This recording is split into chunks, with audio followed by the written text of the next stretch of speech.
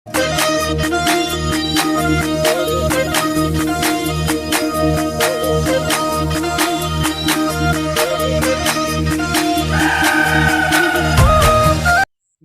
বন্ধুসকল, মই পুলকেশ আজি আপোনালোকৰ মাজলৈ আহিলোঁ এটা নতুন ভিডিঅ'ৰ সৈতে। তো আহক সকলোৱে মিলি ভিডিঅ'টো উপভোগ কৰোঁ।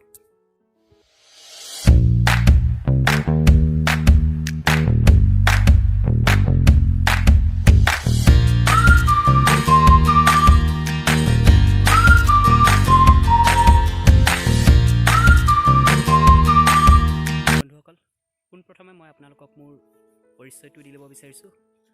মোৰ নাম পুলকেশ কুমাৰ দত্ত, মোৰ ঘৰ গোলাঘাট। আৰু এইটো ক'ম আৰু মোৰ বিষয়ে বৰ্তমান এয়াই যথেষ্ট। মই বৰ্তমান উপস্থিত আছোঁ গোলাঘাট ডিষ্ট্ৰিক্টৰ উষা গৰঙা চাহ বাগিচাত। তো আজি আপোনালোকক এই চাহ বাগানৰ সৌন্দৰ্য দেখুৱাম আৰু চাহ খেতিৰ বিষয়ে কিছু কথা আপোনালোকক ক'বলৈ চেষ্টা কৰিম। হয়তো মই বিশেষ নাজানো, চ' যিখিনি জানো মই আপোনালোক সকলোকে ক'বলৈ চেষ্টা কৰিম।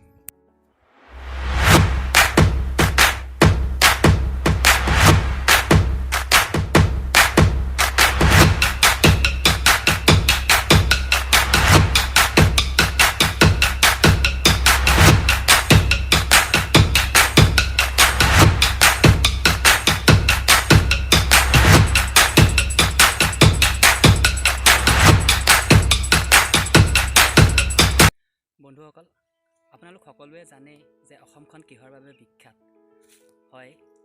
এনেকুৱা বহুতো কিছু বস্তু আছে যাৰ বাবে আমাৰ অসমখন বিখ্যাত হৈ আছে। তো তাৰ ভিতৰতে হৈছে চাহ বাগিচা। আমাৰ অসমখন চাহ বাগানৰ বাবে, চাহ খেতিৰ বাবে বিখ্যাত। তো আজি মই এই বাগানৰ ওপৰতে কিছু কথা আপোনালোকক ক'বলৈ লৈছোঁ। অনেকখিনি ভুল হ'ব পাৰে, ভুল হ'লে ক্ষমা কৰে যেন। আৰু বন্ধুসকল, আপোনালোকে এটা কথা জানেনে যে চাহ বাগানত কেতিয়া পাত তোলা হয় আৰু কেতিয়া এই বাগানৰ কলম দিয়া হয়? যদি নাজানে মই কৈ আছোঁ শুনক। মাৰ্চৰ পৰা অক্টোবৰ মাহলৈকে এই বাগানত পাত তোলা হয় আৰু নৱেম্বৰত সকলো গছ কলম দিয়া হয়। আৰু এই পাত কেনেকৈ তোলে মই আপোনালোকক দেখুৱাই আছোঁ। আহক মই আপোনালোকক দেখুৱাইছোঁ কেনেদৰে এই পাতটো তোলা হয়। বন্ধুসকল, এনেদৰে পাতটো এনেকৈ ছিঙা হয়, দুটা পাত আৰু এটা কলি, আৰু এনেদৰে পাতটো তোলা হয়। এনেদৰে সকলো পাত ছিঙি ফেক্টৰীত নিয়া হয় আৰু তাত এই পাতৰ পৰাই চাহপাত তৈয়াৰ কৰা হয়। বন্ধুসকল, আজিৰ ভিডিঅ'টো ইমানেই আছিল। চাহ বাগানৰ বিষয়ে আপোনালোকক কিছু কথা ক'বলৈ চেষ্টা কৰিলোঁ। ভিডিঅ'টো ইমান ভাল হোৱা নাই বাৰু।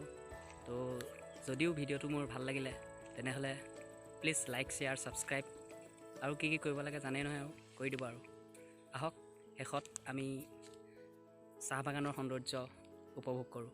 ধন্যবাদ। আকৌ লগ পাম নেক্সট ভিডিঅ'ত। আসাম দেশে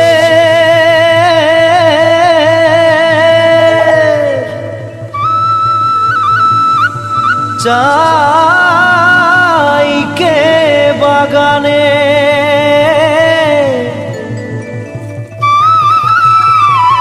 গাছেই ফলে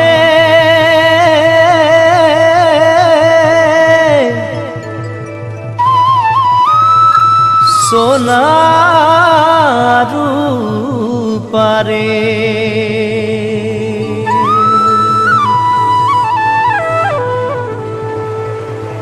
हरियाली चाय के बागान मोरे धनी